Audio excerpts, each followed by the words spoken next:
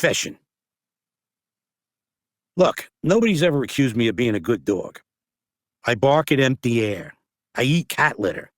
I roll in garbage to enhance my aroma. I harass innocent squirrels. I hog the couch. I lick myself in the presence of company. I'm no saint, okay? And while I'm at it, I may or may not have eaten a pepperoni pizza with anchovies when nobody was looking.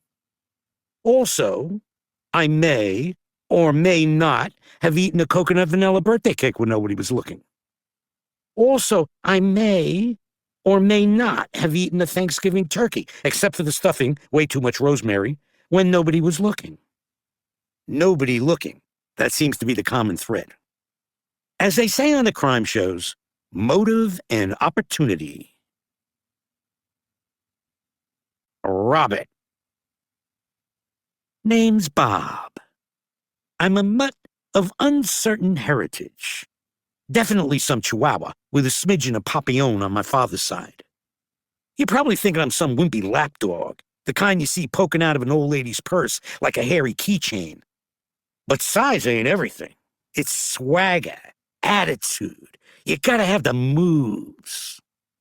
Probably I should have been named Bruiser, or Bam Bam, or Bandit. But Bob's what I got, and Bob will do me just fine.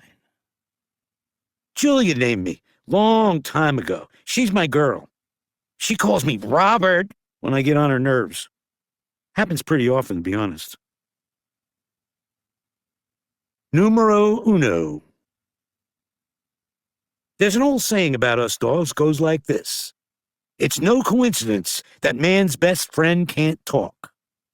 Let me tell you something. If we could talk to people, they'd get an earful. You ever hear anyone mention man being dog's best friend? Nope. Didn't think so. Way I've always figured it. End of the day, you gotta be your own best friend. Look out for numero uno. Learned that one the hard way. That's not to say I don't have a best pal. I do. Gorilla, name of Ivan. Big guy and I go way, way back. Gorilla and dog. Yep, I know. You don't see that every day. Long story. I love that big old ape. Ditto on our little elephant friend, Ruby. They're the best. How we met.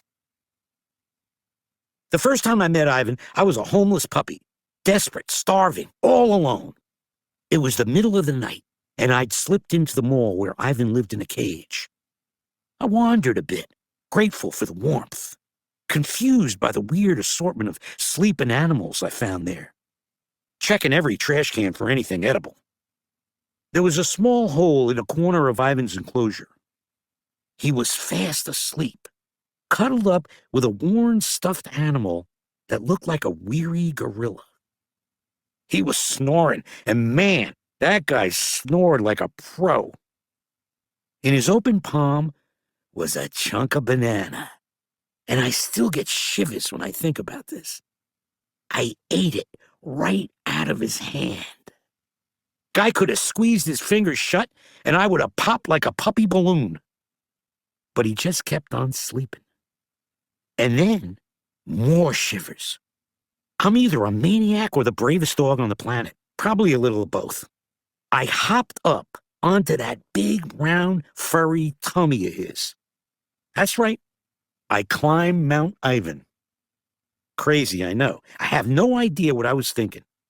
Maybe I was so exhausted I went a little bonkers. Maybe he just looked so warm and cozy that I figured it was worth taking a chance. I did my bed boogie.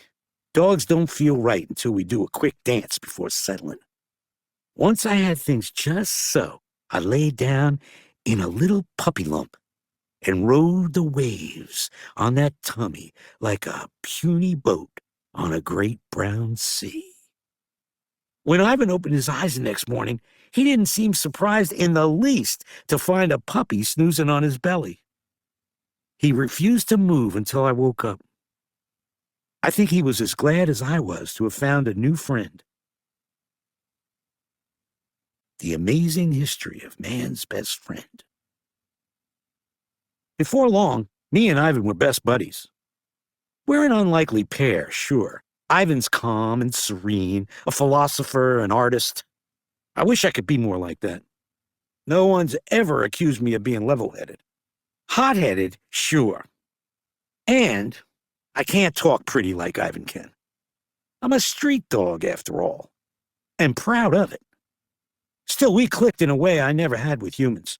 Man's best friend? No way. Gorilla's best friend? You bet.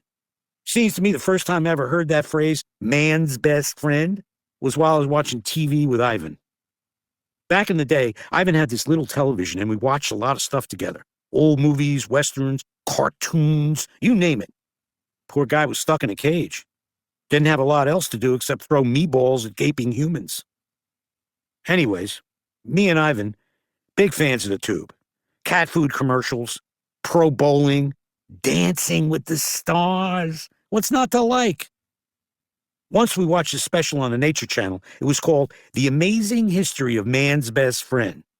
Show was all about famous dogs.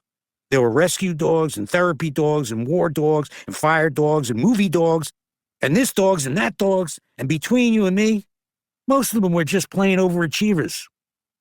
Then I got this dog named Hatch something, or a Hatchet-Toe maybe. Seems his owner died. For the record, I object to the word owner, but we'll set that aside for now.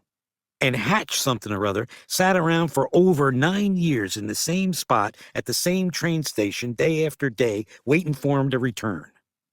Thing is, the narrator guy was blabbing on and on about this dog, really over-the-top stuff. How loyal, how loving, break out the Kleenex, blah, blah, blah, wah, wah, wah, man's best friend. They made a statue of this dog, I kid you not. A statue of a dog who sat around 9 years waiting for a dead guy. In my opinion, that dog was a ninny, a numbskull, a nincompoop. I'm yours. Let me tell you about being man's best friend. Being man's best friend can mean a lot of things. Companionship, belly rubs, tennis balls. But it can also mean a dark, endless highway and an open truck window.